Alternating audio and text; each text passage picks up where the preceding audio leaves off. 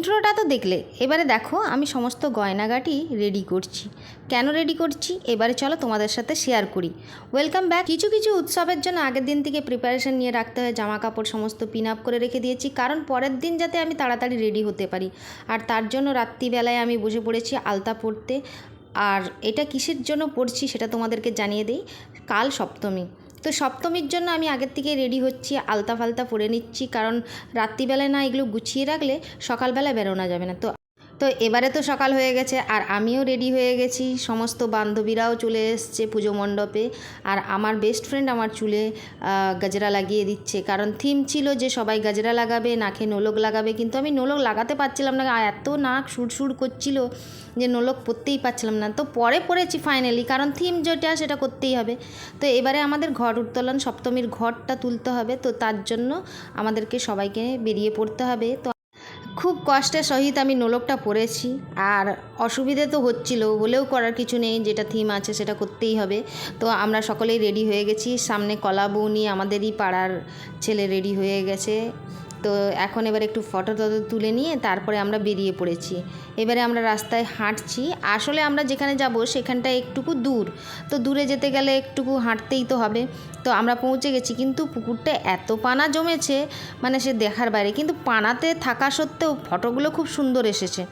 আর এখানে সবাই সেলফি তুলাতুলি করছে, আর বামুন ঠাকুরের কাজই করছে, ওর তো আর কাজ বিরত রাখলে চলবে না, তো আমরা একটু সেলফি খিচে নিই।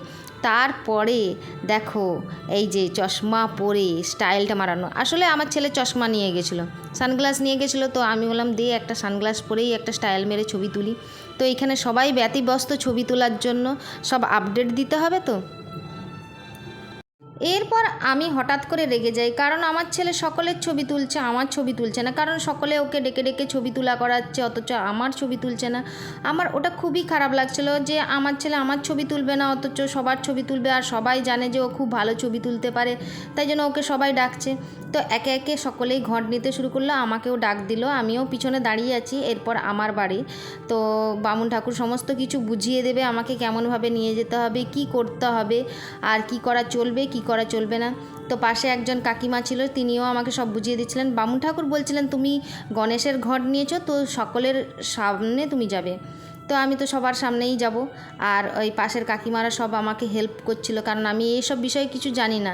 আর আমাকে বলা হলো যে এই আঁচলটা গুঁজে নিতে, কারণ আঁচলটা যদি পায়ে লেগে যায় তাহলে আমি পড়ে যেতে পারি, তাই জন্য আঁচলটা গুঁজে নিতে বলছে, আর শাড়িও ঠিক করে দিচ্ছে কাকিমা। এরপর বামুন ঠাকুর আমার মাথায় ওই পাগড়িটা তৈরি করে দিল, আর তার উপরেই ঘটটা বসানো হবে। এই ঘটটাকেই নিয়ে ধীরে সুস্থে যেতে হবে, আর ঘট মাথায় নিলে কোনো রকম কথা বলা চলে না। তো যা সুবিধা অসুবিধা ঘট নেওয়ার আগেই বলে ফেলতে হবে। তো আমার ঘট নিতে খুবই ভালো লাগছিল। এরপর আমরা এগিয়ে যাব, আর সকলেই রেডি হয়ে গেছি, এবারে সবাই রেডি হয়ে এগিয়ে যাব। আর সবাইকে কত সুন্দর দেখাচ্ছে দেখো, একটা ছবি না তুললে হয়, এত সুন্দর লাগছে। আর আমাদের পূজাটা পুরোপুরি মেয়েদের উপরে ডিপেন্ড করেই পূজাটা হয়, মানে সমস্ত মেয়েরাই এইটা আনন্দ করে এই পূজাটা করে, তাই জন্য আরও বেশি আনন্দ হয়। তো আমি ছেলেকে বলছি ছবিটা একটু ঠিকঠাকভাবে তুল। আর এই যে যেতে যেতে আমার একটুকু অসুবিধে হচ্ছিল, বলতে কি না ঘটের জলগুলো মুখে পড়ছিল, হাঁটতে অসুবিধা ছিল।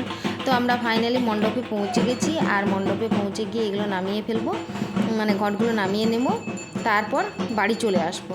আবার বাড়ি এসে তো অনেক কাজ থাকে, তো বামুন ঠাকুর আমার হেল্প করে দিল, ওটা নামাতে পারছিলাম না, তাই বামুন ঠাকুর এসে আমার হাত ধরে নামিয়ে দিল।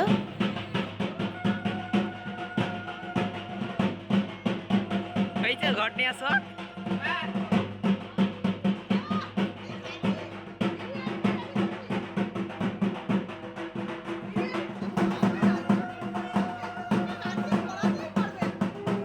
এবারে আমি প্রণাম করে আমি বাড়ি চলে যাব, তারপর বাড়ির সমস্ত কাজবাজ সেরে সন্ধ্যায় আসব। তো এবারে তো সন্ধে হয়ে গেছে আর আমি রেডি হয়ে গেছি, তবে সিম্পল সাজ ছিল, কারণ এত পরিশ্রম ক্লান্তি হয়েছে, তারপর বাড়িতে এসে রান্না বান্না সমস্ত কিছু সেরে মণ্ডপে আসার চাপের বিষয়। তো আমাদের এই যে ঠাকুর, কত সুন্দর মূর্তি হয়েছিল মায়ের। তারপরে তো আমাদের একটু নাচগানা থাকেই, এই যে নাচগানা সবাই করছে, আর আমি বসে বসে দেখছিলাম, কারণ আমার শরীর চলছিল না। আর ভিডিওটি ভালো লাগলে অবশ্যই পাশে থেকো, সাথে থেকো, আর চ্যানেলটিকে সাবস্ক্রাইব করে নাও। আসছে আবার নতুন ভিডিও, টাটা। চ্যানেলটিকে সাবস্ক্রাইব করে পাশে বেল আইকনটা দাবিয়ে নাও, দেখতে পাবে আবার নতুন নতুন ভিডিও। তো সবাই ভালো থেকো, শারদীয়ার শুভেচ্ছা নিও, সকলে সুন্দরভাবে আনন্দভাবে পুজো কাটাও।